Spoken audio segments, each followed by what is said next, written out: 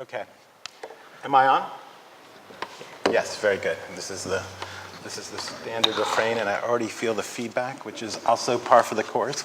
I understand that we are time constrained, but I would first like to thank the organizers for setting up this occasion, and more so even the presenters who filled in the format with so many fascinating observations.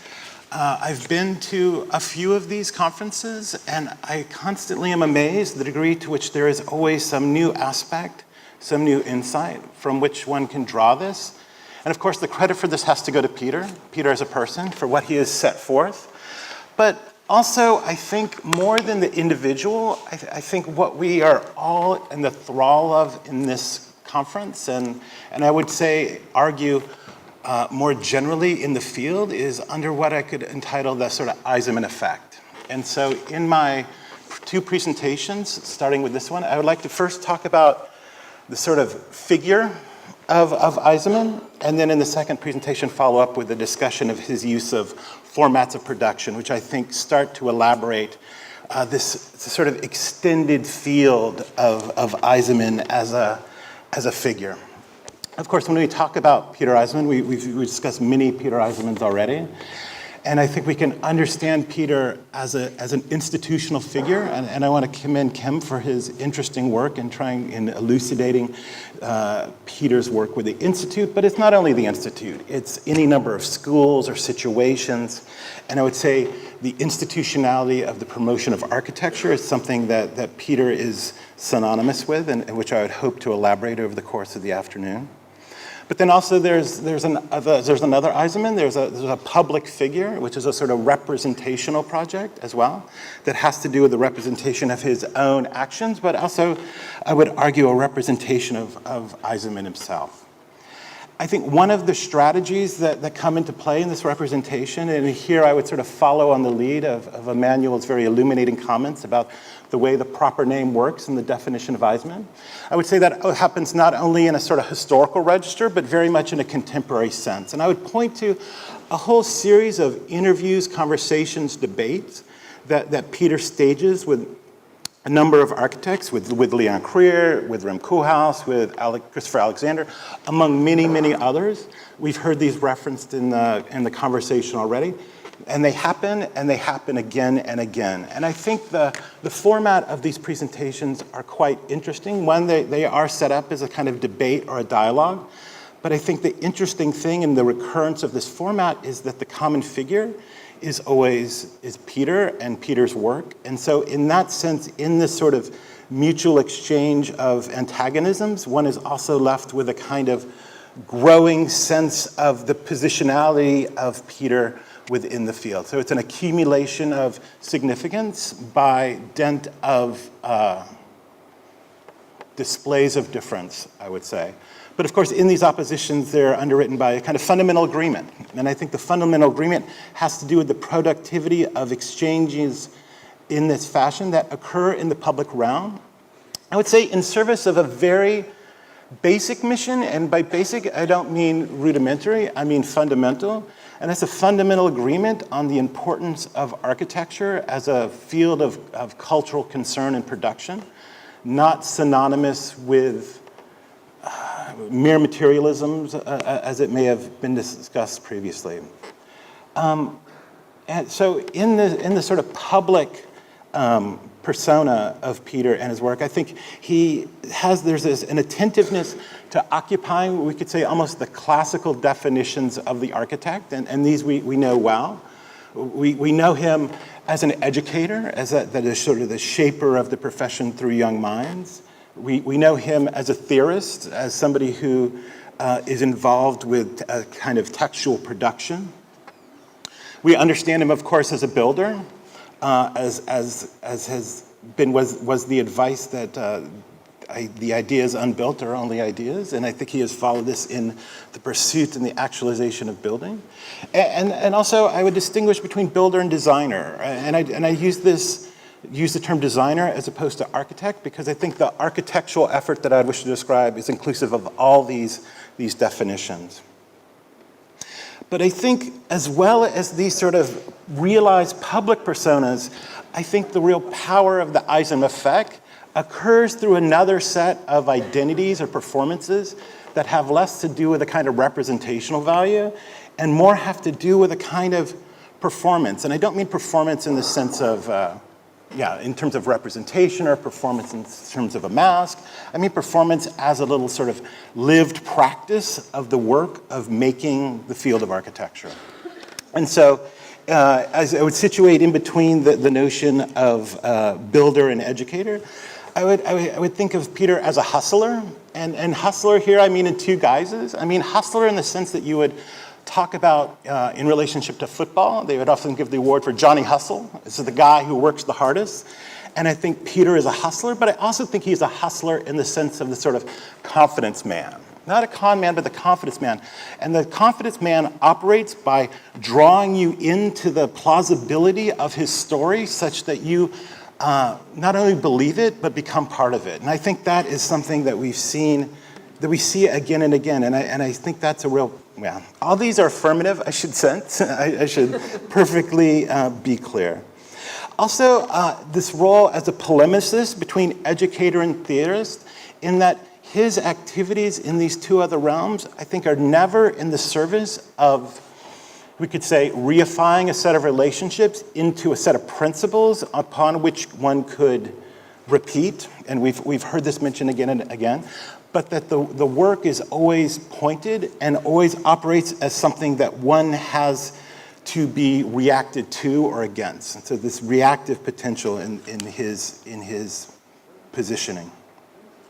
And also, we've, of course, understand Peter as a promoter. And again, I think there's a promotional sense that all must have in terms of promoting one's own work.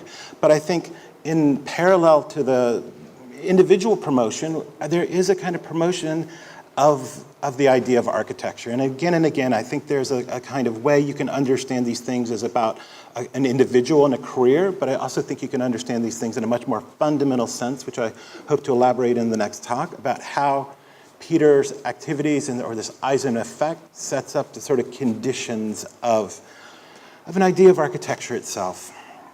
And then finally, I would end with the notion of a guerrilla, and a guerrilla here in the sense of somebody who is involved and engaged in a kind of warfare, or a kind of fight, but a fight that regardless is always about the sort of individual action, although he is engaged with institutions and schools and the discipline and all these formatted things and engaged with building.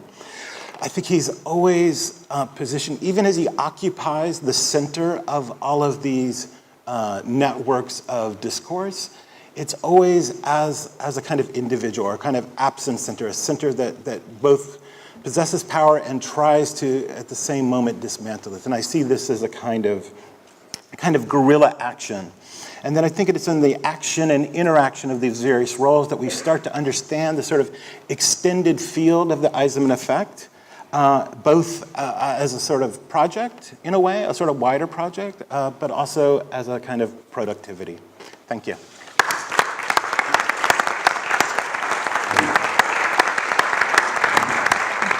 Thank you, Mr. McMorrough. So maybe it's time for Mr. Eisenman to make a comment on any of this. I would certainly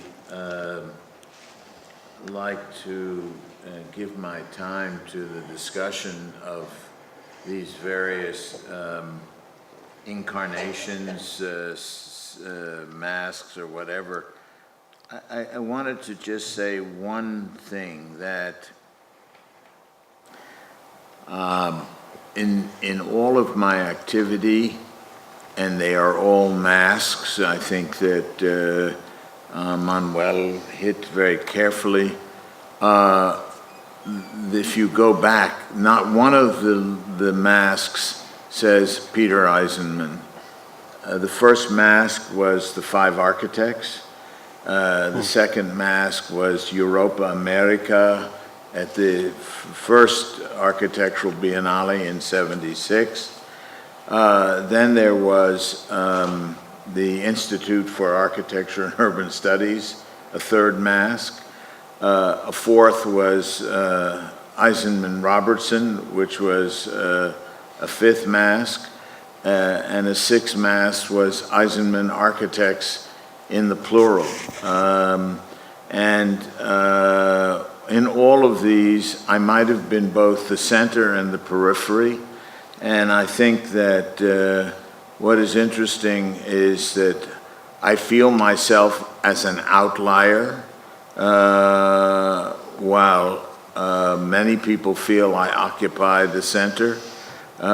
There is probably no other figure that I know, because I feel it, maybe it's paranoia, but I feel myself to be the focus of a lot of anxiety right now in my own institution, where there is a debate whether I should be continued or not. And of course, I pride myself of having been thrown out of Princeton, of Harvard, and if I get thrown out of Yale, I've completed the troika, which would be very bad for my future constitution, but also emblematic of a very interesting situation, that the center regurgitates this particular amoeba, or whatever. And so while I could claim a central movement in the debate from 1968 to somewhere in at least 1988,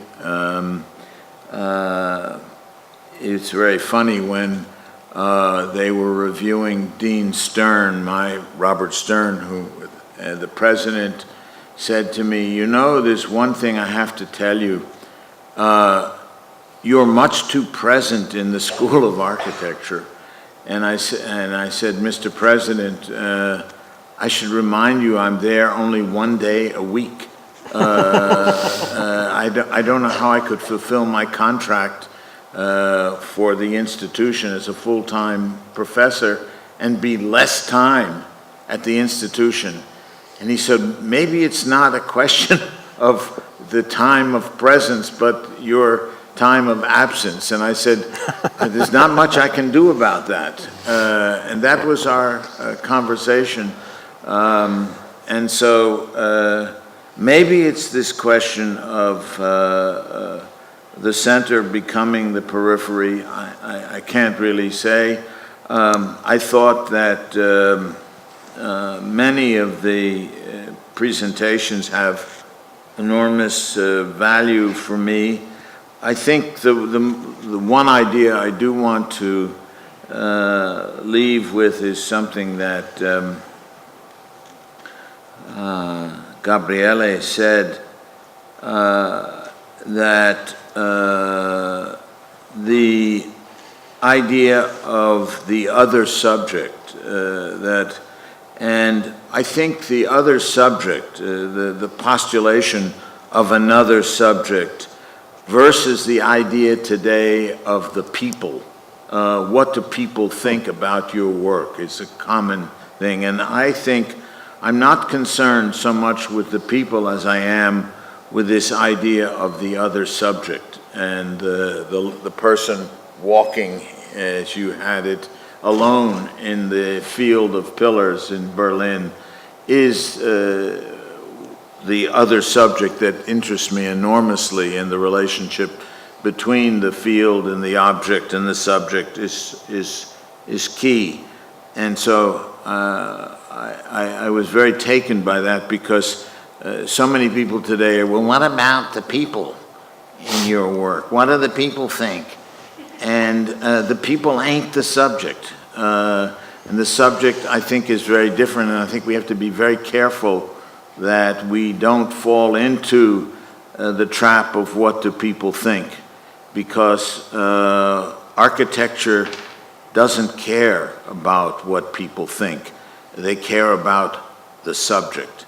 And the subject, to me, is very key and a very different thing than people. So I just, I'd like to end, because I think there's a lot to be discussed among these people that are here and others, and I have a chance later for my own presentation to respond. So I leave the floor to you all. Thank you. Thank you. I make this claim that in the 70s you moved to cultural production as a field of work, and I wonder, also since my reading is kind of genealogical, saying that a lot of the groundwork, what we face today, was laid in those years and you were majorly participating in it. I wonder how what you see has this changed from back then to now? What were the specific conditions and what might be the tasks today? Are you saying that the groundwork for the Institute was laid by others? No. I'm saying that the Institute laid groundwork in terms of cultural production in architecture, which we're facing today enormously in multiplying activities and using synergies. One thing you have to be careful about, yes, we did lay the groundwork for a theoretically based pedagogy and production in the United States, and also for a relationship with other institutions like the school in Venice, and allow in a certain way through the institution to people to see themselves reflected in the United States and vice versa. We saw ourselves in relationship to Venice. And so it was very important to establish those kinds of relationships of cultural production. You have to realize that when we were doing it, we were not doing it consciously. This was not, in retrospect, you can say, oh, they did this, they changed education in the schools. They brought a kind of, as you said, every evening there was a lecture. I mean, it's unthought of today. You couldn't do it today. It wouldn't be necessary today.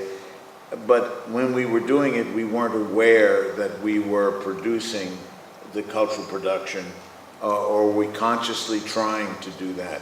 We were just acting in a moment in time between 68 and 78. I always say there are two decades in the 20th century that were viable for me. One was 1923 to 33 in Berlin, which was again another moment of unconscious production, and I think 68 to 78 in New York, where there were many actors of unconscious production, are the two most important 10-year periods in the 20th century for architecture and its relationship to cultural production.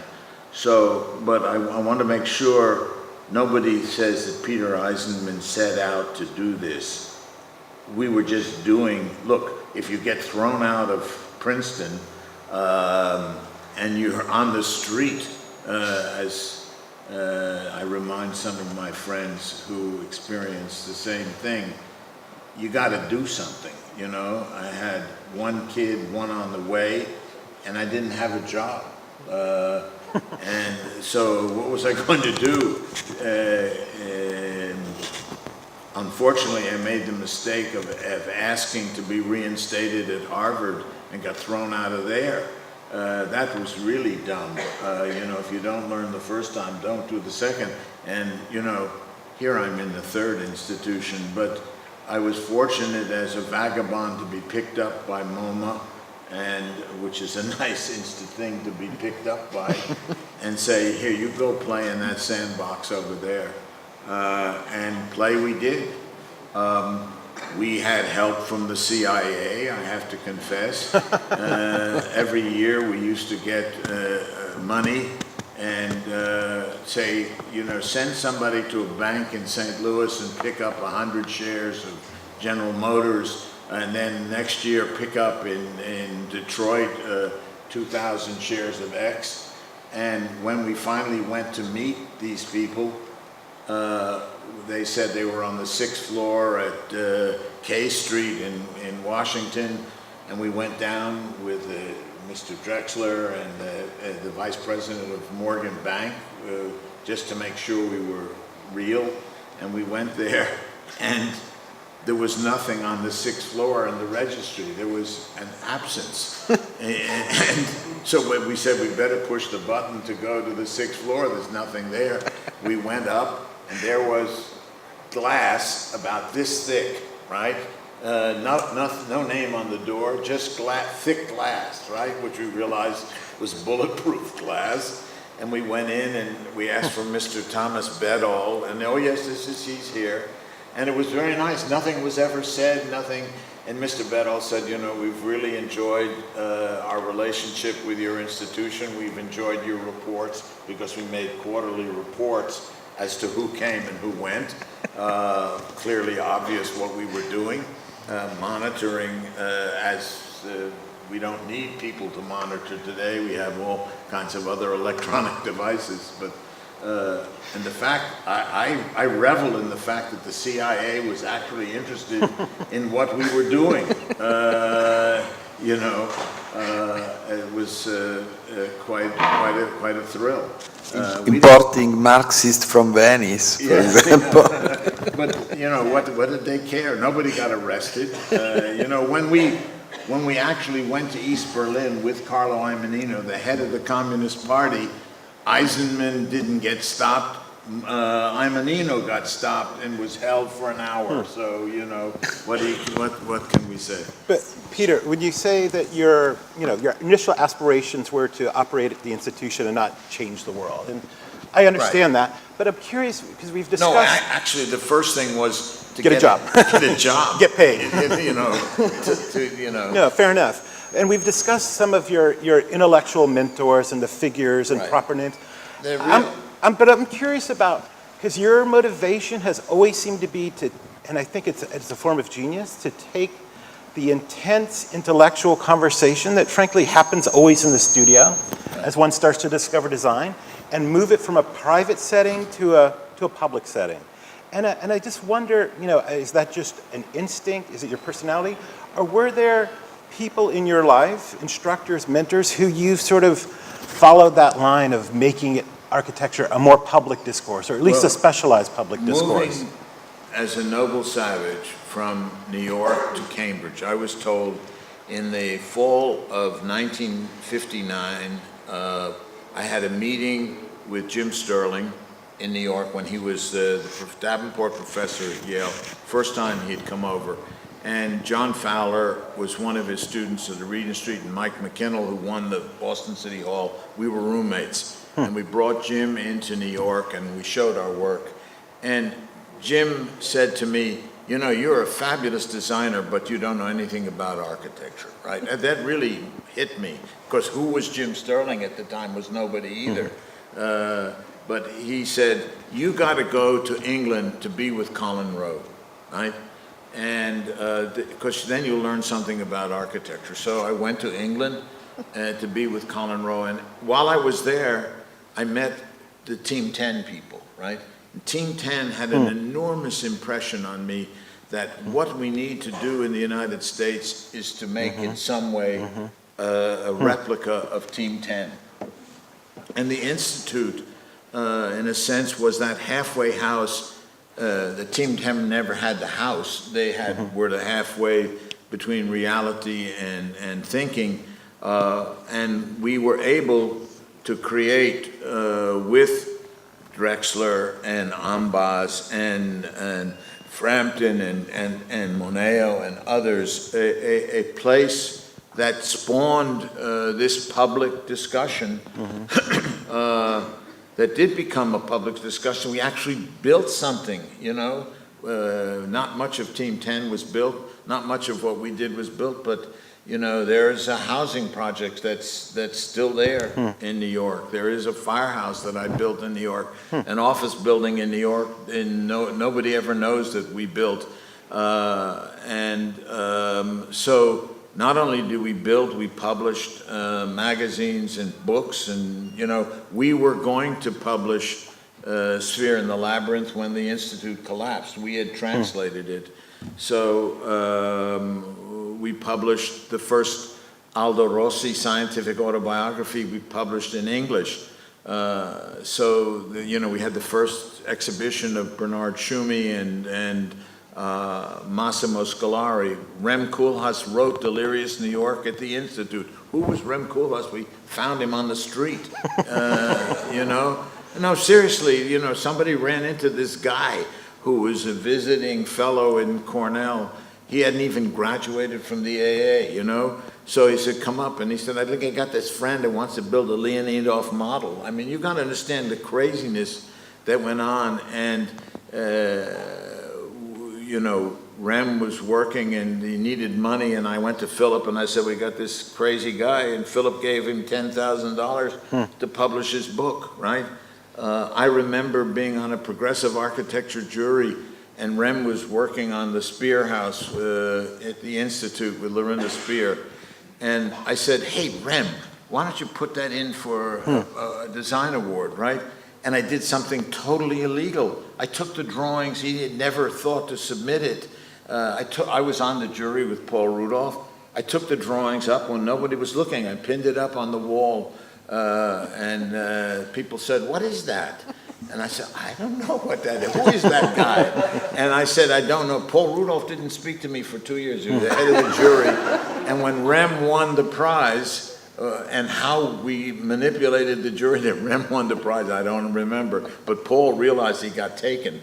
And we were old friends. And Paul was really upset because we did something totally illegal. And got Rem the prize.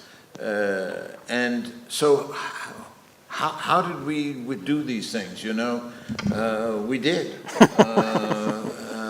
It was a moment of opportunity. We applied to the National Institutes of Mental Health to get a grant to study the street. We didn't know anything about the street. They gave us $100,000, which in those days was like $2 million, right? To study the street. We didn't know what we were doing. The president of Princeton, when Michael and I were at Princeton, we were doing a project called the Linear City. Went to the Ford Foundation and said, I got these two bright guys, give them $100,000. We formed a second faculty with Vidler. We brought all these people over from England, Frampton and Vidler, etc. I remember Frampton for the first time flying over and took a helicopter from JFK to Newark, right? We had Emilio Ambas dressed in as a limousine driver and with his hat like Mario, and picked up Ken Frampton, thought he couldn't believe it. There was a limousine picking him up to take him to Princeton. It was Emilio Ambas, right? In a black car. So it was crazy, totally crazy. And I'm not fabricating. We were lucky as hell, and we made the most of it. Looking back, say, could we have done that today? No way. Not possible. Not that, but it doesn't mean there's not something possible today that one of you is going to invent. Right, I agree. It doesn't mean that kind of exuberance and passion and energy and ability to drive an idea forward isn't possible today. It is possible. It just takes extraordinary determination and passion. Yeah. Well, I think, honestly, I wanted to follow one sentence. When I saw the Le Corbusier show, and I took my students down, 70 students, to see this exhibition, which is an incredible exhibition of passion, right? Yeah. And I said to my kids, if you don't feel the passion, what this guy did, achieve through energy and passion, go into hedge funds, because you'll never make it in architecture. And you're right, it takes an enormous passion and energy that is possible, right? And it's also possible to go into hedge funds, too, if you don't have it, right? Very much wiser. Your passion is for money instead. Yeah. Thank you very much for these wonderful messages for the end of this discussion. Okay. We will have to move the question from the audience to the second session. So Thank you very much to all.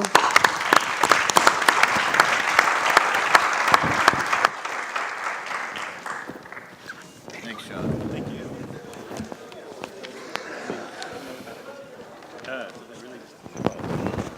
Yeah. I mean, It's true.